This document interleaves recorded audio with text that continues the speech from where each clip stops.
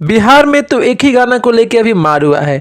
एक तरफ टुनटुन यादव ने 10 दिन पहले किया था कि कमरिया पतरे पतरे। नमस्कार, मेरा नाम दयाशंकर ओझा है, आप देख रहे हैं दयाशंकर ओझा शॉर्ट्स। अरे देख क्या रहे हैं भाई, वीडियो को लाइक कीजिए। जी हाँ, आपको बता दूं कि बिहार में एक गाने को लेके मार हुआ है, कमरिया पतरे पतरे। सबसे पहले टुनटुन यादव जी ने गाया। ए भैया चालू करो टुनटुन यादव के, देख लिए। और उसके बाद क्या होता है, पवन सिंह जी गाते हैं कि कमरिया पतरे पतरे। चालू कराया भैया पवन सिंह के।